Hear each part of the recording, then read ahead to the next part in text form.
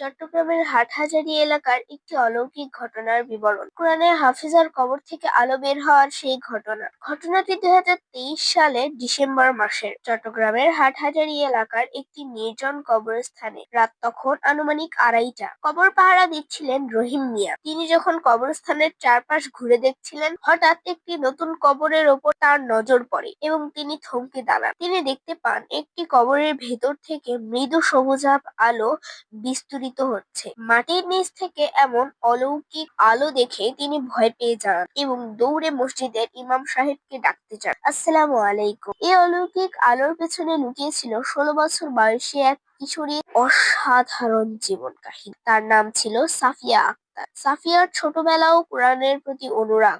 সাফিয়া ছিল এক অতি দরিদ্র পরিবারের সন্তান। তার বাবা আব্দুল করিম একজন রিকশা চালক এবং মা জাহানারা বেগম একজন সাধারণ গৃহিণী। 4 ভাই বোনের মধ্যে সে ছিল সবার বড়। তার বাবা জানান, সাফিয়ার ছোটবেলা থেকেই কোরআনের প্রতি আলাদা এক টান ছিল। যখন সাফিয়ার বয়স ছিল মাত্র 3 বছর, অন্য শিশুরা যখন খেলাধুলা নিয়ে ব্যস্ত থাকতো, সে তখন রেডিওর পাশে বসে কোরআনের তেলাওয়াত শুনতো। একদিন তার বাবা তাকে জিজ্ঞেস করেছিলেন, মা, তুমি কি শুনছো?